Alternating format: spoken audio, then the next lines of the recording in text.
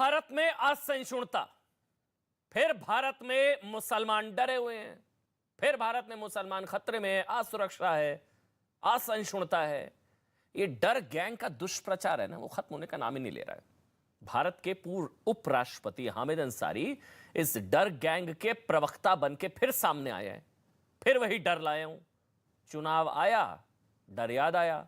हामिद अंसारी ने, ध्यान से सुनिएगा, हामिद अंसारी ने IAMC यानी कि इंडियन अमेरिकन मुस्लिम काउंसिल के कार्यक्रम में कहा कि भारत में असुरक्षा है, असहिष्णुता है, लोकतंत्र खतरे में है, विदेशी मंच भारत के खिलाफ प्रपंच, और यह सब कुछ हुआ विदेशी मंच पर। लेकिन ये दो तस्वीरें देखिए, असहिष्णुता क्या होती है ना, आज हामिद अंसारी जी को इस दूसरी तस्वीर को देखना चाहिए, समझना चाहिए। आज कोई इस तस्वीर की बात नहीं कर रहा है। आप खबर सुनेंगे, आप कहेंगे अच्छा ये भी हुआ है, पता ही नहीं होगा आपको। ये तस्वीर गुजरात के किशन भरवाड़ की है। जो दूसरी तस्वीर हमको ब्लर करनी पड़ी है ना, हामिद अंसारी कह रहे हैं असहिष्णुता है, इंटॉलरेंस है, असुरक्षा का भाव है, मुसलमान असुरक्षित है। दूसरी तस्वीर जो है वो गुजरात के किशन भरवाड़ की है, हत्या कर दी गई। इन पर विशेष धर्म के खिलाफ विवादित पोस्ट डालने का आरोप है, जिसके बाद इनकी हत्या कर दी गई। असहिष्णुता और असुरक्षा किसे कहते हैं ना, शायद आप कुछ कहने की जरूरत नहीं है। दो तस्वीरें देखिए, हामिद अंसारी कह रहे हैं मुसलमान असुरक्षित है, असहिष्णुता का भाव है, असुरक्षा है और धार्मिक भेदभाव है। दूसरी तस्वीर हम आपको दिखा रहे हैं गुजरात की, जहां पर विवादित पोस्ट डालने पर किशन भरवाड़ की हत्या कर दी गई। अभी कुछ दिन पहले बेटी लावण्या के साथ तमिलनाडु में क्या हुआ, कन्वर्जन नहीं करने पर उसको इतना प्रताड़ित किया गया कि उसने आत्महत्या कर दी गई, उसने आत्महत्या कर ली। ये होती है असहिष्णुता हामिद अंसारी जी, जिस पर पूरे देश में ना भयानक सन्नाटा है, कोई बात करने को तैयार नहीं है।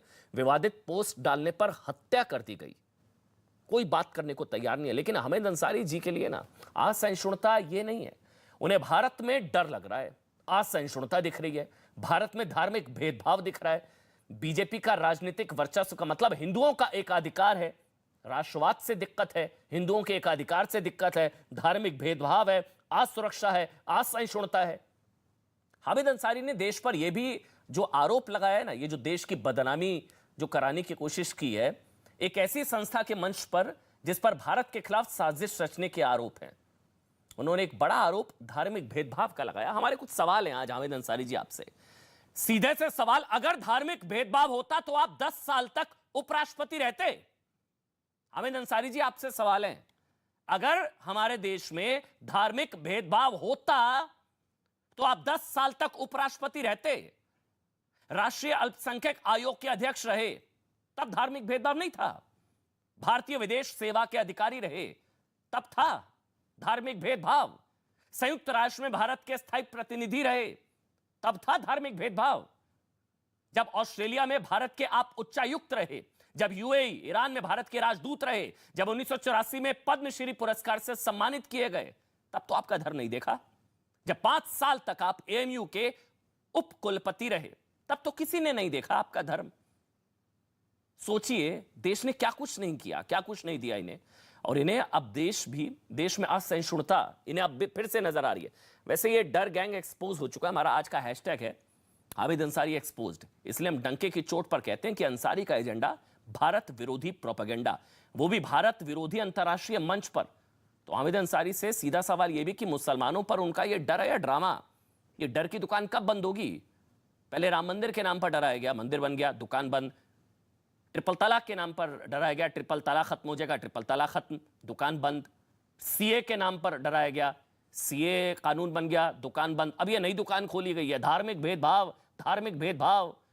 हामिद अंसारी, क्यों हामिद अंसारी जैसे लोग संवैधानिक पदों से, बहुत सवाल को गंभीरता के साथ सुनिएगा, समझिएगा कि क्यों हामिद अंसारी जैसे लोग संवैधानिक पदों से नीचे उतरते ही इतना भारत के खिलाफ दुष्प्रचार फैलाने वालों की लाइन में सबसे आगे खड़े हो जाते हैं। देश सब कुछ देता है, कभी धर्म नहीं देखा, लेकिन जैसे ही पद से नीचे उतरते हैं भारत को नीचे उतार देते हैं ये लोग। सवाल इसलिए हामिद अंसारी से जुड़ा। शहजाद पूनावाला मेरे साथ हैं, बीजेपी का पक्ष रखेंगे, भारतीय जनता पार्टी का। मेरे साथ मेरे साथ अतिकुर रहमान साहब है। अतिकुर रहमान, आपका स्वागत। शहजाद पूनावाला, आपका स्वागत। डॉक्टर रिजवान अहमद मेरे साथ हैं और शुएब जमई आप सबका बहुत बहुत स्वागत है। सबसे पहले मैं डॉक्टर रिजवान अहमद, मैं आपसे शुरू कर रहा हूं, क्योंकि ये बीजेपी कांग्रेस की डिबेट नहीं है मेरे ख्याल से, ये देश की बात है, ये देश की बदनामी की कोशिश है। बार बार देश को गाली दी जाती है कुछ तालियों के चक्कर में। ये डर की दुकान बंद होगी कभी? कभी हम संतुष्ट कर पाएंगे कि हम सब बराबर हैं, कोई धर्म की दीवार नहीं है, कुछ नहीं है, हिंदू मुसलमान सब एक हैं। इतना कुछ दिया देश ने और आज फिर डर की दुकान खोलकर बैठ गए हैं। जय हिंद, वंदे मातरम, अस्सलाम वालेकुम। अमन भाई, जहाँ तक एक कौम को, एक वर्ग को रास्ता दिखाने के लिए एज अ स्टूडेंट ये बात बता रहा हूँ, आपने अगर मुझे मौका दिया है, धर्म गुरु और बुद्धिजीवी ये दोनों होते हैं जो एक वर्ग को, कौम को रास्ता भी दिखाते हैं और ये एक दूसरे को चेक एंड बैलेंस भी करते हैं। अगर धर्म गुरु कोई गलत बात करते हैं तो बुद्धिजीवी उसको रोकते हैं। अगर बुद्धिजीवी कोई कौम या किसी मजहब मान्यताओं के खिलाफ कोई कदम उठाते हैं तो धर्मगुरु उनको रोकते हैं। हम लोगों की यानी मुसलमानों की बदकिस्मती यह है कि ये दोनों में आपस में साठ गांठ करके एक अपना एक मसौदा बनाया है कि आम मुसलमान को हमेशा डराना है और बलगनाना है जहां जहां ये अकलियत में है। वैसे तो 19% की अकलियत होती नहीं है, 15% की अकलियत, पर फिर भी चलिए मान लेते हैं।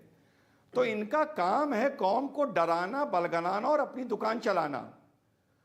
और ये लोग ये कहते हैं जो धर्म गुरु हैं कि मजहब वही जो हमारा है, बाकी तुम सब जहन्नुम जाओगे। जो पढ़ा लिखा है मुसलमान वो कहता है सेक्युलरिज्म वही जो हमारा है, तुम सब सेक्युलरिज्म के और भाईचारे के दुश्मन हो। और तीसरी बात, ये दोनों एक बात मान के चलते हैं कि कौम के मजहब के नाम पर हम ही को दुनिया में अधिकार है उग्र होने का और आक्रामक होने का। जहां कोई दूसरा उग्र या आक्रामक होता है ये मातम शुरू कर देते हैं, विक्टिम कार्ड खेलना शुरू कर देते हैं। आपने मुझे मौका दिया, मेरे हिसाब से इस पूरे किस्से को मैंने इसमें लपेट के रख दिया। डॉक्टर रिजवान, अगर विक्टिम कार्ड ही खेलना है तो फिर हिंदुओं के पास तो सबसे बड़ा विक्टिम कार्ड है। ये जो खबर मैंने बताई, किशन भरवाड़, इनकी हत्या कर दी गई पोस्ट डालने की वजह से। मैं लवान्या, बेटी लवान्या के साथ क्या हुआ तमिलनाडु में, कन्वर्जन नहीं वो तैयार थी, उसको सुसाइड करना पड़ा, उसको इतना प्रताड़ित किया गया। चंदन गुप्ता, अंकित सक्सेना, त्रिलोचन महतो, दुलाल कुमार, मतलब अगर भाई ये तो ये सारे ये लॉ एंड ऑर्डर इश्यूज हैं। ये भारत की बदनामी, भारत असुरक्षित है, भारत असहिष्णु है, भारत रहने लायक नहीं है, हिंदू राष्ट्रवाद है, हिंदू तानाशाही है, भारत का बुरा हाल है। और विदेशी मंच पर भारत के खिलाफ ये प्रपंच, ये एजेंडा, भारत विरोधी प्रोपेगेंडा, ये शहजाद, अब मैं आपके पास आ रहा हूं, आऊंगा डॉक्टर रिजवान अहमद, अगली बार आपके पास आऊंगा, कमेंट आपके पास लूंगा। लेकिन शहजाद, फिर से वही सवाल, ये दुकान बंद होगी, ये डर की दुकान, ये बंद होगी नहीं होगी?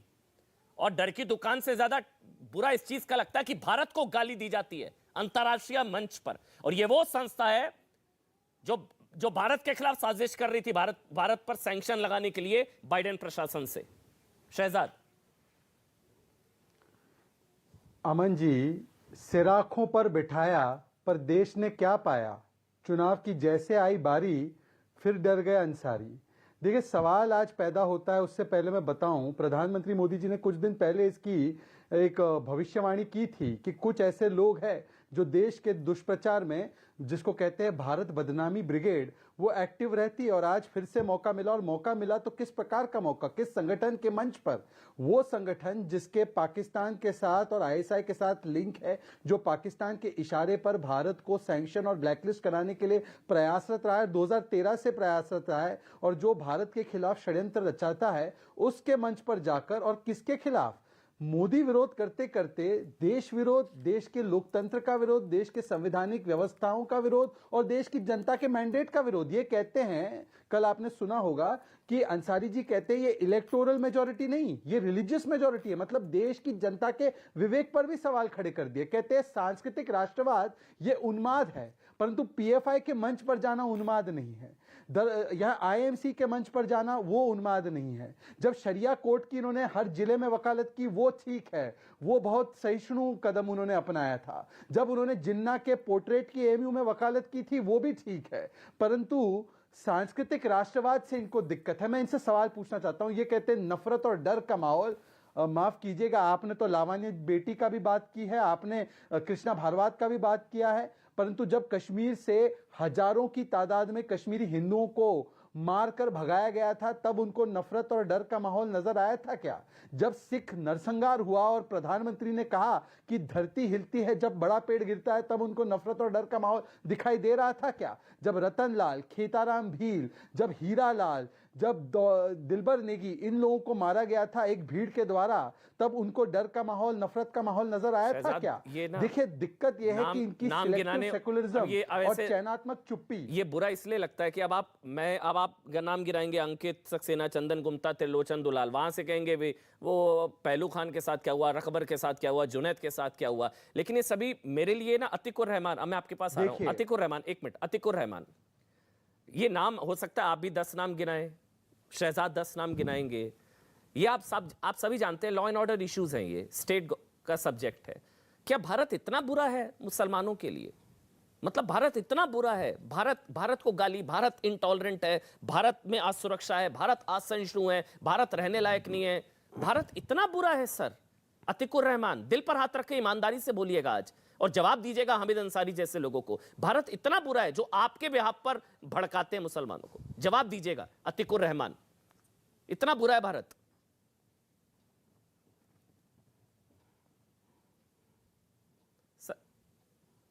इस बात को उजागर करना बहुत जरूरी है कि आलोचना सरकार की हो रही है, भारत की नहीं। ये कौन सा आपका नैरेटिव है जो सरकार की आलोचना को भारत की आलोचना बता देता है?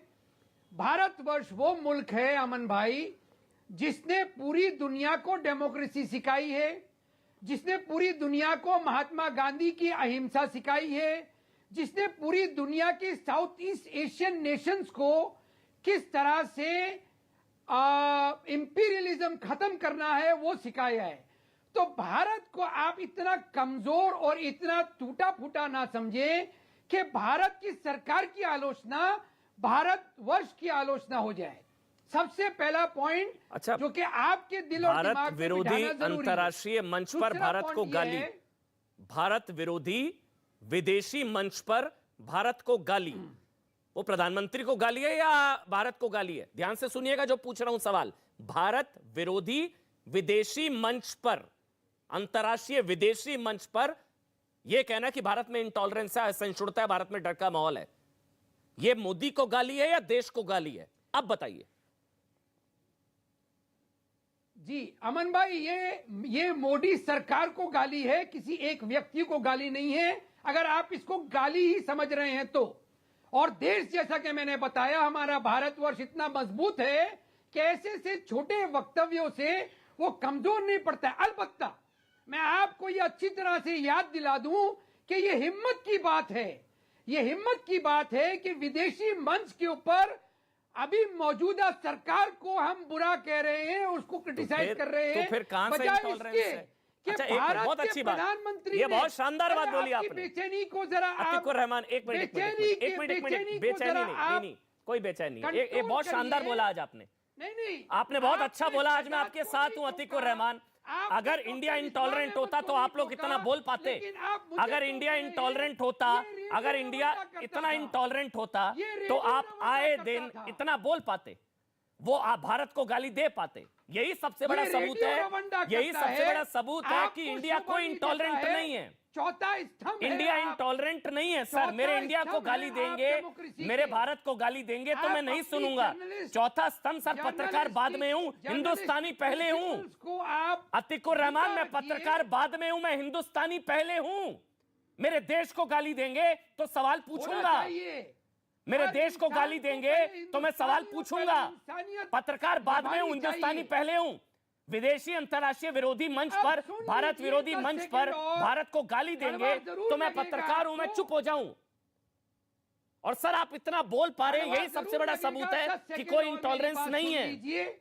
अतिकुर रहमान, मैं सुनूंगा क्योंकि इंटॉलरेंस नहीं है इंडिया में। वेरी गुड सर, बोलिए सर, सम्मान बोलिए अतिकुर भाई, सम्मान बोलिए, क्योंकि धन्यवाद। इंडिया इंटॉलरेंट मैं नहीं कह है। रहा था- होता तो आप लोगों को बोलने की आजादी, भारत को गाली देने की नहीं होती। आपने साबित किया ये। Thank you. बोलिए अब आप। ये हिम्मत की बात है कि भारत की मौजूदा सरकार को हम क्रिटिसाइज कर रहे हैं। ये हिम्मत की बात नहीं है कि भारत का प्रधानमंत्री फॉरेन लैंड में जाके वहां के मन से नेहरू सरकार को कंडेम करता है और कहता है कर कि पा रहे हैं, 70 ये भी साल तो तक आजादी है। भारत में करप्शन रहा। कर पा रहे हैं, ये आजादी है अब ना। आपको चोट फिर लगी। कर अब पा रहे हैं, आपको अतीकुर चोट रहमान, लगी। ये आजादी है, वो प्रधानमंत्री संविधान है, जो नेहरू लोकतंत्र सरकार है। की चिंधियां उड़ाता है, आपको भी वो अधिकार है, आपको मुझे भी शोभा दे अधिकार रहा है। था। वो आपको बर्दाश्त था क्योंकि वो नेहरू सरकार की क्रिटिसिज्म थी। हम मौजूदा सरकार को क्रिटिसिज्म करने की हिम्मत रखते चलिए, हैं। ठीक है, ठीक है। आप में हिम्मत है। ठीक है, सरकार का क्रिटिसिज्म, लेकिन विदेशी धरती पर जब आप सरकार को गाली देते हैं तो सर वो देश को गाली, हमारे घर का मसला होता है ना। अतीकुर भाई, आपके घर में भी लड़ाई होती होगी ना, ध्यान से ये सवाल समझिएगा। किया था, सुनिए, एक मिनट रुकिए, मेरी बात सुनिए। ऑडियो बंद नहीं, अभी नहीं, मेरी बात सुनिए पूरी। अतीकुर रहमान, आपके घर में भी लड़ाई होती होगी, 10 मुद्दे होते होंगे, आपके अपने पिता से नहीं बनती होगी, लेकिन हम पड़ोसी को बाप नहीं बना लेते हैं। हम पड़ोस में जाकर अपने घर की बुराई नहीं करते हैं, हम घर की बात घर में करते हैं। मेरी बात समझिए, हम पड़ोसी को बाप नहीं बना लेते हैं, हम घर की लड़ाई घर में लड़ते हैं, घर की बात घर में करते हैं। विदेशों में जाकर गाली देंगे कि मेरा इंडिया तो ऐसा है, मेरा इंडिया रहने लायक नहीं है, मेरा इंडिया इंटॉलरेंट है, और यहां पर आकर कहेंगे कि मैं तो मोदी को बोल रहा था, मैं तो इंडिया को नहीं बोल रहा था। घर की बात घर में की जाती है, विदेशों में जाकर घर को गाली, वही आपको वही पूछेंगे कि साथ ये अपने घर का नहीं हुआ, किसका होगा? को क्यों नहीं बिठाया? चलिए, अब संगीत अवार्ड रागी। वापसी गैंग जिसको आप कहते हैं, उनको क्यों नहीं बिठाया मैं आपने? संगीत रागी के पास जा रहा हूं, क्यों फिर मैं नहीं across the शोएब table जमाई बात के पास की? जाऊंगा। क्यों किसानों से चलिए, बात नहीं की ठीक आपने? है, ठीक है, मैं समझ गया। आपका काउंटर ये है, आपका काउंटर ये है कि मोदी के खिलाफ है, देश के खिलाफ नहीं है। संगीत रागी जी, उसके बाद मैं शोएब जमाई आपके पास आऊंगा। Exactly. संगीत रागी वो कह रहे हैं कि बेशक विदेशी जमीन पर है, लेकिन मोदी के खिलाफ है, देश के खिलाफ नहीं। आप मोदी को देश समझने की गलती करते हैं। संगीत रागी जी। हामिद अंसारी जी ये पहली दफा नहीं बोल रहे हैं। हल्का हल्का। अभी पूनावाला जी ने बहुत एक अच्छा प्रश्न किया कि पीएफआई के संबंध जो हैं वो आईएसआईएस से माने जाते हैं, पाकिस्तान की आईएसआई के साथ उसके संबंध माने जाते हैं, दिल्ली दंगों में उसकी भूमिका मानी जाती है, और इस देश के अंदर रेडिकल इस्लाम, मैं बार बार कहता हूँ, वो इस्लाम जो तालिबान के रूप में आने वाले दिनों में प्रस्फुटित हो सकता है, उसके पीछे की भूमिका लिखने वाले पीएफआई के सम्मेलनों में जाकर के और भाषण देते हैं हामिद अंसारी। पता नहीं किस मुंह से वो फिर बात करते हैं इंटॉलरेंस की भारत के समाज में। देखिए, यदि मैं आंकड़े पेश करूं तो भारत के अंदर यदि हर दिन कहीं ना कहीं एक ऐसा है वाकया आता है जहां पर मुस्लिम समाज के बच्चों ने हिंदुओं को पीट पीट करके मार डाला हो। दिल्ली के ही आप देखिएगा, कुछ दिन पहले आपको एक घटना घटी थी, हीरालाल गुजराती की हत्या कैसे की गई थी, कैसे किया था इरफान ने। यस यस यस, है ना, बच्ची के साथ रेप भी किया और उसको जान से भी मारा। ये कोई अकेली घटना नहीं पर था है। वो बाहर। दुर्भाग्य है कि तथाकथित प्रगतिशील बौद्धिक वर्ग इस देश का उस समस्या को उठाया नहीं है, और वो पत्रकार भी जो प्रगतिशीलता का नकाब ओढ़े फिरते हैं, हमेशा टाई बांधे फिरते हैं, उनके चैनल से ये बातें गूंज नहीं रही थी। उस पर बेशोरा ने, एक पहलू खान की हत्या होती है तो बात चल जाती है कि पूरा हिंदू समाज इंटॉलरेंट है। यदि हिंदू समाज इंटॉलरेंट होता और इस इंटॉलरेंस को बढ़ावा मिलता तो मुसलमानों की आबादी 9.4% से आज 19.7% नहीं हो जाती। इंटॉलरेंस उसको कहते हैं जहां हिंदुओं की आबादी 22% थी और वो नीचे घट करके 10% पर आ गई है। 12% हिंदू भाग खड़े हुए। इंटॉलरेंस उन देशों के में है जहां जहां एक खास धर्म का व्यक्ति है और वहां पर कोई माइनॉरिटी रहता नहीं है, उनको अधिकार नहीं है, वो दोयम दर्जे के नागरिक है। भारत में यदि लोकतंत्र जिंदा है तो भारत का लोकतंत्र इस्लाम के कारण जिंदा नहीं है। भारत का लोकतंत्र जिंदा है तो इसलिए क्योंकि भारत की संवेदनाएं, भारत का मन, भारत का संस्कार लोकतांत्रिक है, वो इस्लाम के कारण नहीं है। ये दुर्भाग्य की बात है।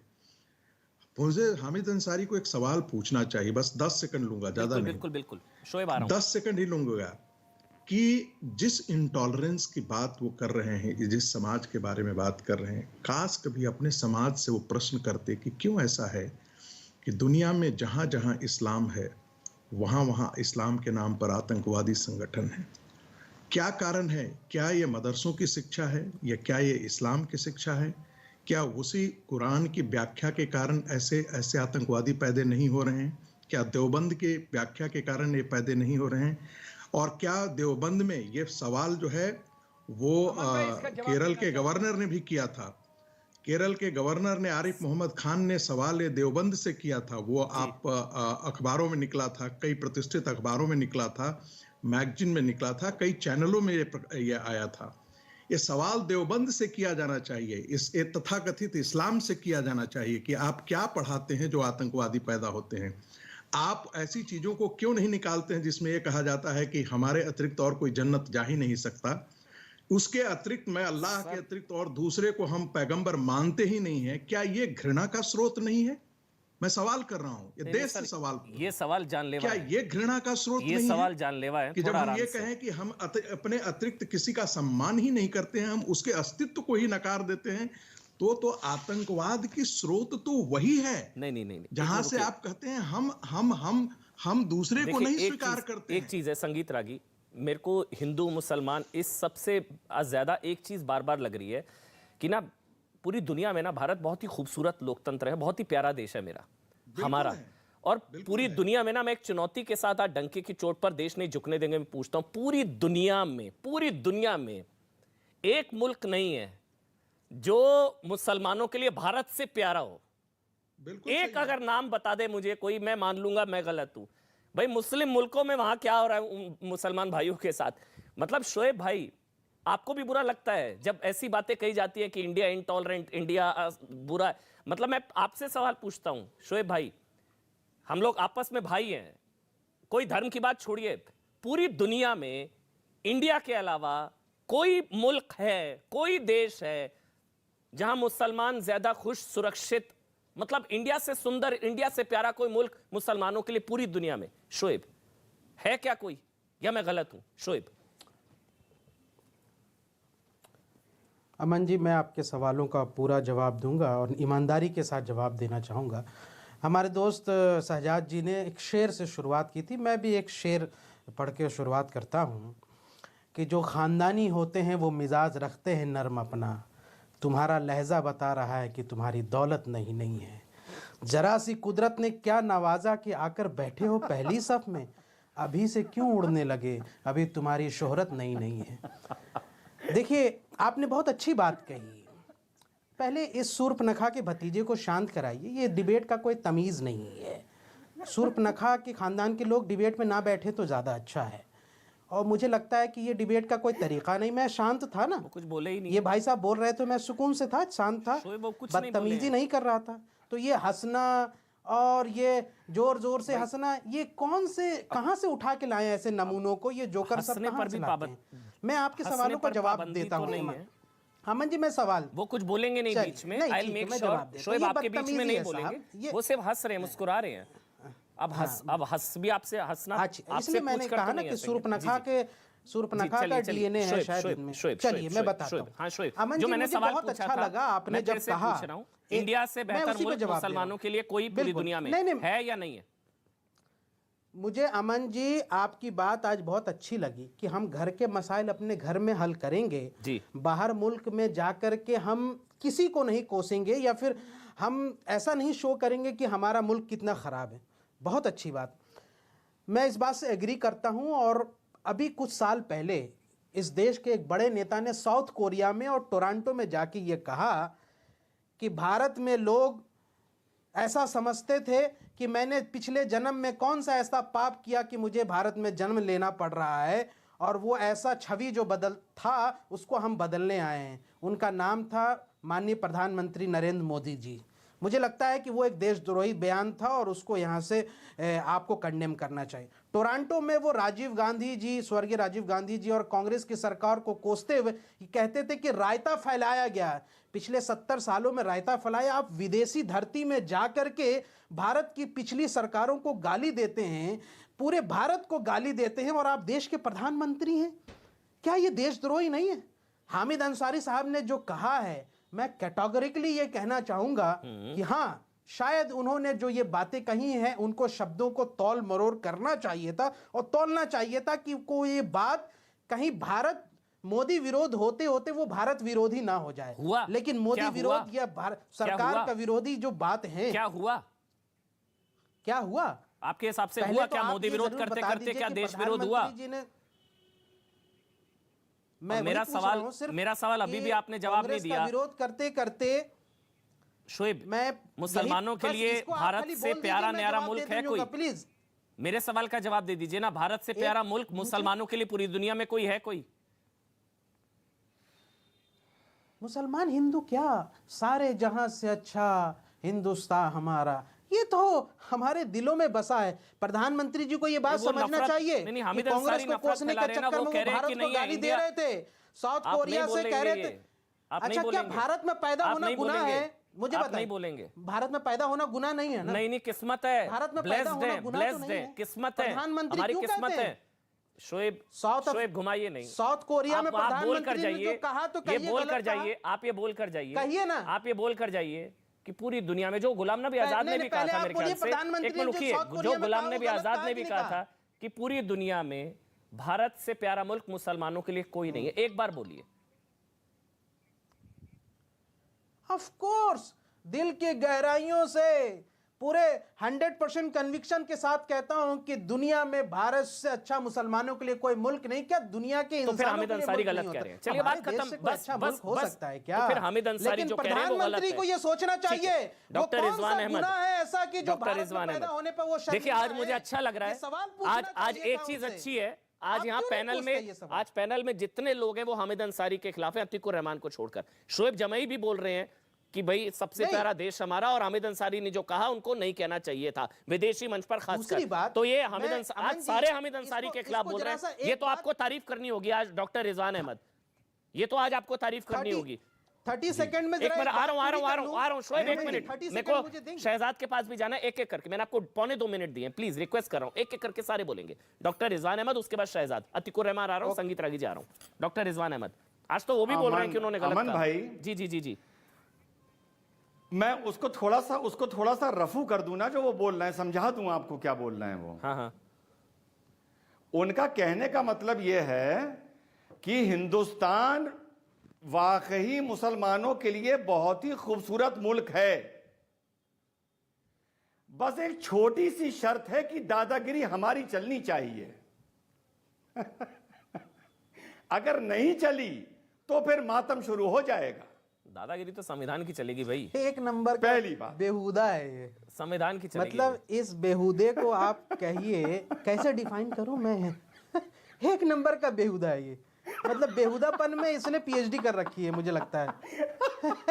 इसने पीएचडी कर रखी, मतलब पूरे देश के मुसलमानों को बदनाम बोलूं? करने के लिए बोलूं? तुम तारिक फतेह के छोटे भाई हो क्या? बोलूं? कभी बिछड़ गए थे मेले में? तारिक फतेह के छोटे भाई हो क्या? ओ डॉक्टर साहब, कभी मेले में बिछड़ गए थे क्या? कुंभ में मतलब बिछड़ गया था, देश को कुंभ में, मुसलमानों कुंभ को में। गाली देने महाकुंभ में बिछड़ गया था। मतलब अपना नंबर बढ़ाना चाहते हैं। अंधभक्तों के बीच में हीरो बनने के चक्कर में महाकुंभ देश में के बिछड़ गया मुसलमानों था, को गाली महाकुंभ मत में। दिया करो। महाकुंभ में बिछड़ गया। अच्छा, हाँ, वही आगे मैंने कहा बोलूं? कि दोनों आपकी शराब इजाजत हो पीते तो हैं रात बोलूं? में। तारिक फतेह भी रात में शराब पीता है, तुम भी शराब पीते हो। दोनों शराब पी करके दिन में आके इस्लाम पे और मुसलमानों पे लेक्चर अब ये देते हो। गलत है, अब ये वाह गलत जी है, वाह, अब ये वाह, गलत है, वाह। अब ये गलत क्या है, तुमने ये गलत है, ये गलत है। आप एक मिनट, ऑडियो बंद। अब ये गलत है, नहीं नहीं नहीं नहीं, पर्सनल नहीं होना। नहीं नहीं शोएब, यहाँ अब आप गलत है। उन्होंने आपके खिलाफ कुछ नहीं बोला। ये आप या तो घबरा रहे हैं इनसे। आप क्यों इनसे घबरा रहे हैं? उन्होंने आपके खिलाफ एक शब्द नहीं बोला शोएब, एक शब्द नहीं बोला उन्होंने आपके खिलाफ। नहीं नहीं, उन्होंने आपके खिलाफ एक शब्द नहीं बोला। देश डॉक्टर के- रिजवान अहमद उन्होंने आपके खिलाफ एक शब्द नहीं भारत के बोला। मुसलमानों के खिलाफ क्या बोल रहे नहीं नहीं, उन्होंने वो देश के मुसलमानों आप के पर्सनल खिलाफ मत होइए, ऐसी शराब पी भद्दी कर और ये सब नहीं, बेहूदी एक बात रुकिए, कहना- बंद नहीं, ऐसे नहीं, ऐसे नहीं, ऐसे नहीं, अच्छा नहीं लगता ना। शोएब आप रेगुलर डिबेट्स अरे में मैं आते हैं, बोल पर्सनल सकता नहीं हूं कि नहीं होना, बोल सकता। पर्सनल नहीं होना ना, पर्सनल नहीं होना। शोएब रिक्वेस्ट कर रहा हूं आपसे, पर्सनल नहीं। वो आपके बारे में नहीं बोलेंगे, आप उनके बारे में नहीं बोलेंगे। अमन भाई, आप मैं अपनी नहीं बात बोल रहा रखिए, वो हूं, अपनी साहब, बात बोल रखेंगे। सकता। आप अपनी जब बात रखिए, वो आपने अपनी बात देखा रखेंगे। नहीं, कि मैंने हामिद अंसारी के इस वक्तव्य को कैटेगोरिकली सपोर्ट नहीं किया, ठीक है। और मैंने कहा कि भारत से अच्छा कोई मुल्क नहीं हो चलिए, सकता, ठीक है। इतनी बड़ी बात। फिर ये बेशरम आदमी कह रहा है नहीं, कि नहीं, भारत के मुसलमानों को दादागिरी चाहिए। अब देखिए, अच्छा, बेशरम कौन दादागिरी, है, बेशरम मस्जिदें कौन हमारी है, टूटी, बीच में चर्चे कौन बोल रहा है, ईसाइयों के टूटे, पर्सनल कौन हो रहा है, चर्चे बस जो हैं ईसाइयों ऑडियो के बंद। टूटे, शोएब मस्जिद- ऐसे नहीं, जितने सम्मानित आप हैं उतने ही सम्मानित डॉक्टर रिजवान अहमद है। मेरे लिए दोनों पैनलिस्ट सम्मानित है। आप दोनों एक पर्सनल नहीं होंगे, मैं रिक्वेस्ट कर रहा हूं ना शोएब, आप भी आप पर्सनल नहीं होंगे।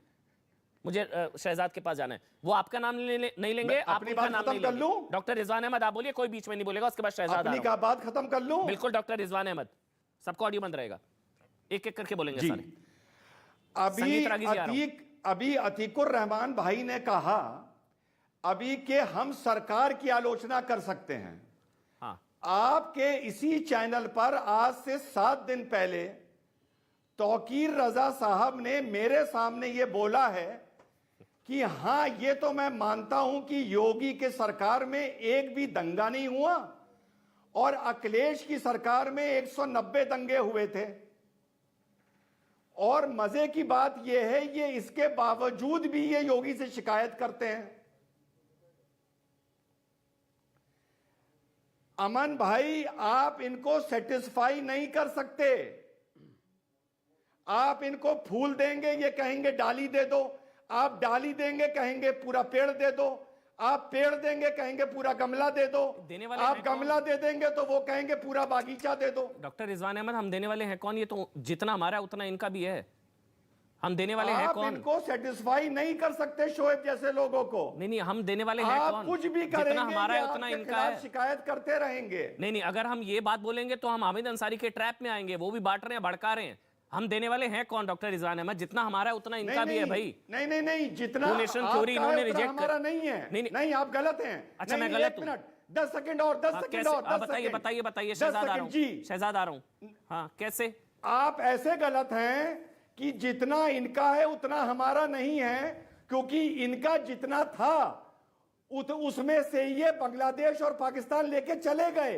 ये इनके पूर्वजों की गलती है जो हम लोगों को झेलनी पड़ेगी। हम लोगों मतलब आप भी तो हैं, फिर आप अलग कैसे हैं फिर? हाँ, तो मुझे भी झेलनी पड़ेगी, मुझे भी झेलनी पड़ेगी, मुझे मालूम है झेलनी पड़ेगी, मेरी आने वाली नस्लों को झेलनी पड़ेगी। नहीं नहीं नहीं नहीं, कोई कुछ नहीं झेल रहा। मैं तो फिर से रिपीट कर रहा हूं, हम तैयार हैं इसके लिए। हम देने वाले कोई नहीं है भाई। जितना हमारा है उतना इनका है। हमें तो जोड़ने की बात करनी है ना। कुछ जहरीले लोग हैं, उनके ट्रैप में आना क्यों? शहजाद पूनावाला आप, उसके बाद संगीत रागी और अतीकुर रहमान।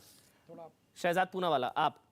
शहजाद, देखिए अमन जी, बात की जा रही थी कि हम भारत सरकार की आलोचना कर रहे हैं। हाँ। मुझे एक बात बताइए अमन जी, शायद मेरे ज्ञान में कमी हो, सांस्कृतिक राष्ट्रवाद केवल भारतीय जनता पार्टी या अब की भारत की सरकार का है? मतलब कांग्रेस सांस्कृतिक राष्ट्रवाद में यकीन नहीं रखती तो किस में यकीन रखती है? शरिया में? किस में यकीन रखती है? दूसरी बात, ये बोलते हैं कि ये भारत सरकार की आलोचना थी। उन्होंने बयान दिया कि electoral majority has been religious majority has been couched as electoral majority. मतलब कि जो रिलीजियस मेजॉरिटी है उसको पर्दा डाला गया है उस पर, एक तरीके से इलेक्टोरल मेजॉरिटी का। ये क्या हमारे जनता के विवेक पर सवाल उठाना नहीं है?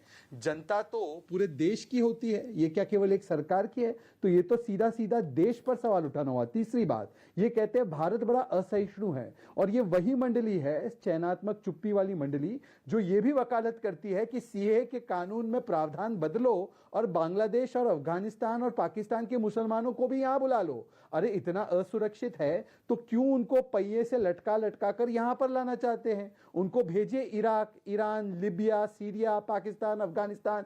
कई मुल्कों में हामिद अंसारी जी रहे भी हैं, उनकी वो प्रवृत्ति भी रही है उसी प्रकार की, उन देशों में उन्होंने काम भी किया है, तो वहां पर जानते भी हैं सारी चीजों को। तो वहां पर जाने की वकालत करें उनकी मंडली? नहीं करते, क्योंकि जहां जहां भी इनको बागीचा मिला, जिसकी बात रिजवान कर रहे थे, वहां वहां बागीचा किस प्रकार से खिलाया है इन लोगों ने, ये आपके सामने। और आखिरी बात कहना चाहूंगा, शोएब भाई रिजवान भाई किसके रिलेटिव है, सूर्पनखा के है या नहीं मुझे नहीं पता, परंतु किसके रिलेटिव है नसीरुद्दीन शाह के बताए जाते हैं। वही नसीरुद्दीन शाह साहब जिनको मुंबई के समय पर तो डर नहीं लगा था, जब मुंबई में दंगे हो रहे थे कांग्रेस की सरकार के तहत, जब बम फटे मुंबई में, तब उनको डर नहीं लगा। हाँ, पर उनके डर का स्थिति वही है जो हामिद अंसारी का है। 2014 के बाद जैसे कुछ लोग चुनावी हिंदू बन जाते हैं, कुछ लोगों को चुनावी डर और चुनावी फोबिया ये छा जाता है। ये अतीकुर रहमान, ये तो है, ये डर चुनाव आता है, डर लाता है।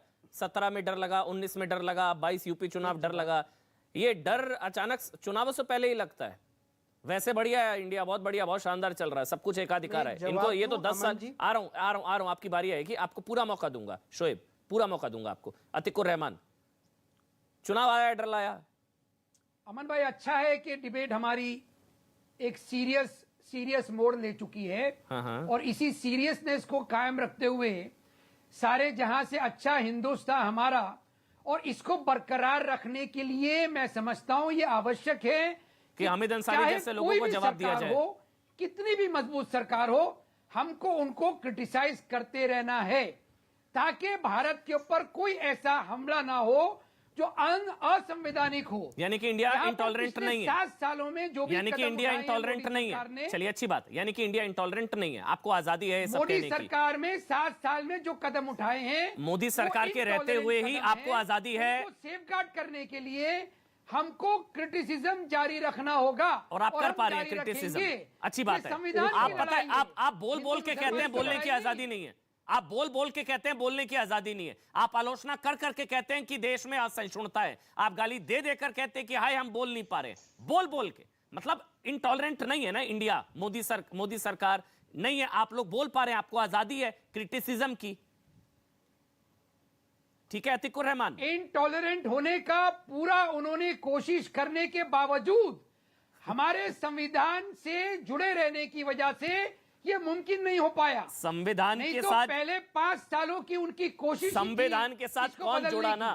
अतीकुर रहमान, मैंने अभी एक खबर बताई आपको, गुजरात में किशन भरवाड़ संविधान के साथ जुड़े थे वो लोग, एक पोस्ट गलत डाली थी। संविधान सुप्रीम है ना भाई, संविधान से बड़ा कुछ नहीं है, कानून से बड़ा कुछ नहीं है, हत्या कर दी गई। कमलेश तिवारी ने गलत किया, अपमानजनक। अभी 2 दिन अभी हुआ ये, और सुनिए, अभी 2 दिन पुरानी बात है ये, और बताऊं आपको, कमलेश तिवारी। तो फिर अगर आप इंटॉलरेंट रवंडा बंद करें तो हम और आप मिलकर उसको दुरुस्त करेंगे ना।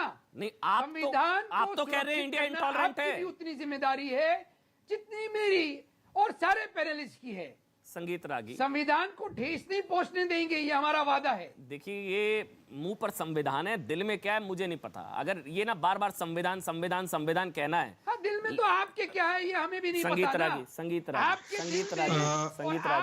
रागी हो गया अतीकुर रहमान, नहीं अतीकुर, हाँ हो गया सर, वहीं आप बैठे हुए हैं। फिर अगर ये रेडियो रवांडा है तो आप भी वहीं बैठे हुए हैं, फिर आप क्या है फिर? छोड़िए ना, इसलिए मत जाइए ना उस तरफ, मत जाइए उस तरफ। आपको बुलाकर बोलने का मौका दे रहा हूं यहाँ पर। आप बोल पा रहे हैं, आप गाली दे, आजादी है आपको, बोलने की आजादी, आलोचना की आजादी। आप लोग बोल बोल कर कहते हैं कि बोलने की आजादी नहीं है, बोल बोल कर कहते हैं बोलने नहीं दिया जा रहा। संगीत रागी,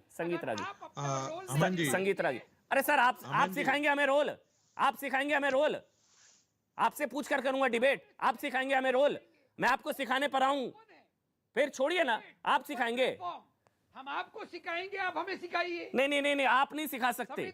नहीं, आप मत सिखाइए, आपसे नहीं सीखूंगा। हमको सुरक्षित करना है, हाँ, दोनों बराबर। चलिए, संगीत रागी, इसके बाद शोएब जमाई आ रहा हूँ। संगीत रागी कह रहे सरकार की आलोचना और देश की आलोचना में फर्क होता है भाई, सरकार को देश में समझिए। देखिए, मैं एक बड़ा मौलिक सवाल उठाना चाहूंगा, और ये मौलिक सवाल मुझे मुस्लिम समाज से ही करने का मन करता है, और मैं बहुत खुल करके करता हूं, मुझे इसमें कोई ये नहीं है कि संविधान की बात होती तो आप पैरेलल शरिया अदालत चलाने की बात नहीं करते। और दुनिया में आप जहां जहां भी देखेंगे, जहां जहां मुस्लिम आबादी बढ़ी है, वहां पर शरिया कानून लागू करने का जिद बढ़ा है। अभी शरिया कानून क्या है? यहाँ तो संविधान है ना सर। एक मध्ययुगीन परंपरा अमन का भाई, ये एक है रेडियो कानून है। रवंडा। एक मध्ययुगीन परंपरा का एक कानून है जो आज इसका के जवाब आधुनिक देने दीजिए समाज मुझे। के दूंगा लिए दूंगा अतीकुर रहमान मौका दूंगा, वो- उनको कंप्लीट करने दीजिए। आपको आजादी है, आज उनको के- भी है। धन्यवाद। आज के आधुनिक समाज के लिए वह कानून और वह परंपरा एक बाह्य हो गई, बाह्यात हो गई है। वह जो हमारा संविधान का कमिटमेंट है कि महिला और पुरुष सबको बराबर का अधिकार होना चाहिए, बराबर स्वतंत्रता होनी चाहिए, वह नहीं है।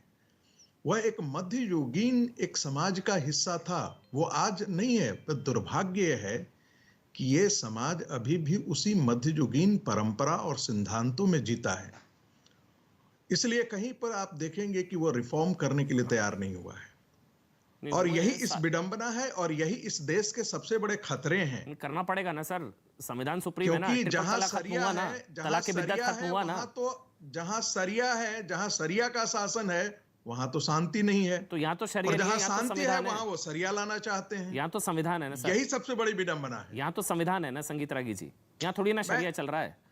यदि ये संविधान यूनिफॉर्म सिविल होता- कोड ही तो बचा है, और क्या बचा है? ट्रिपल तलाक भी खत्म हो देखिए गया, ना, सब कुछ खत्म हो गया। देखिए, यदि संविधान ही होता तो शाहीन बाग नहीं खड़े होते, मदरसों के किनारे और मस्जिदों के किनारे नहीं खड़े होते। सर, आप जरा पैटर्न देख लीजिए, शाहीन बाग कहां कहां खड़े हुए हैं।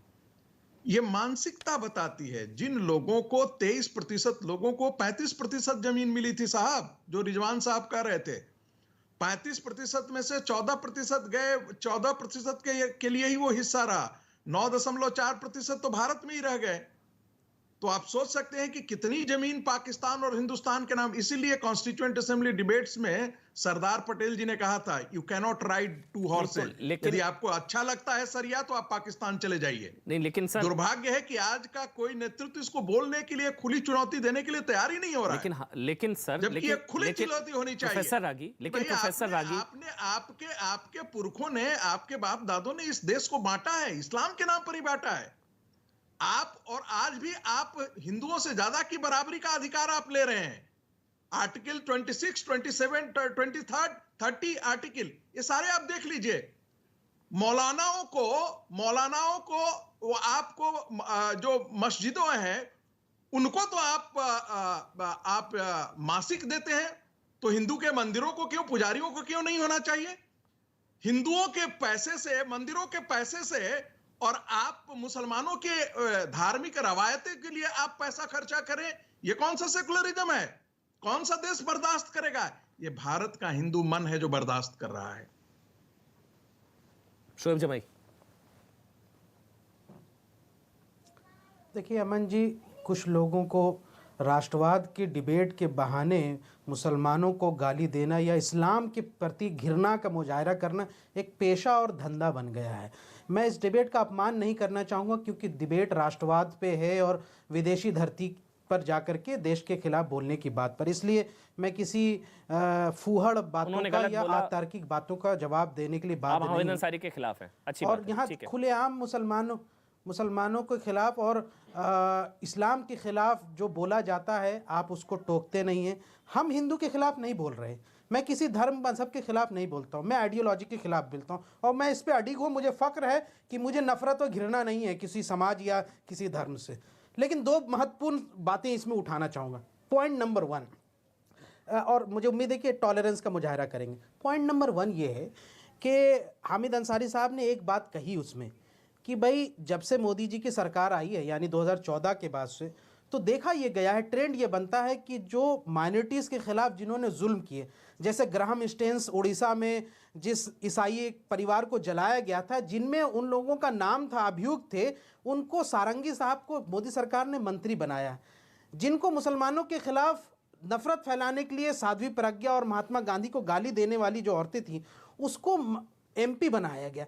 तो सरकार ने प्रोत्साहित किया ऐसे लोगों को जो उनका इतिहास है माइनॉरिटीज़ के खिलाफ वायलेंस करना या जुल्म करना। नंबर 1 उन्होंने कही। दूसरी बात ये कही कि अगर सरकार के खिलाफ बोलना और डेमोन्स्ट्रेशन करना ये देशद्रोह है तो मुझे बताइए। जैसे आपने शाहीन बाग के दौरान हमें कहा था, तो आज जो उत्तर प्रदेश और बिहार में जो छात्र एनटीपीसी और रेलवे के, वो सरकारी संपत्तियां भी जलाए, रेल भी रोका और उनको पुलिस बर्बरता से मान रही है, क्या वो देशद्रोही हैं?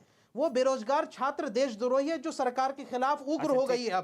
अब उनको बर्दाश्त से बाहर हो गया और वो छात्रों के खिलाफ जुल्म हो रहा है, उस पे पीट पीट के मारा जा रहा है। प्रधानमंत्री जी चुप हैं, उनको चुन चुन करके यहाँ से हॉस्टलों से निकाला जा रहा है। क्या ये जुल्म नहीं है? क्या वो छात्र हमारे देशद्रोही हैं, देश विरोधी हैं, वो उग्रवादी हैं? मुझे वाइंड अप करना है, लेकिन मैं तीनों को मौका दे रहा हूँ। ठीक है, आपका सवाल हो गया।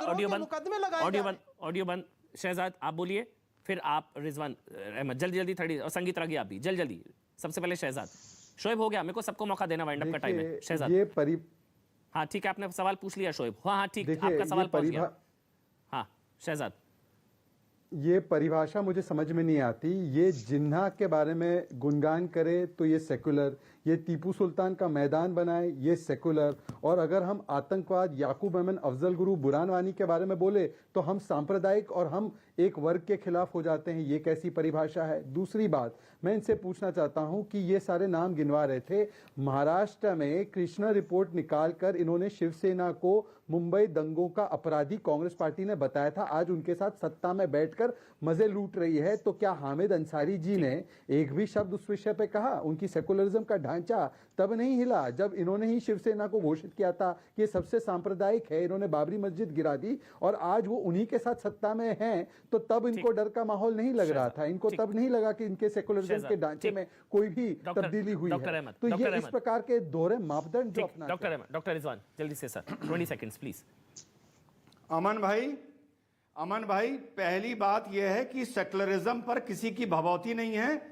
भारत तब से सेकुलर है जब पूरी दुनिया में पहला मुसलमान कुरान शरीफ की जब पहली आयत नहीं आई थी, भारत तब से।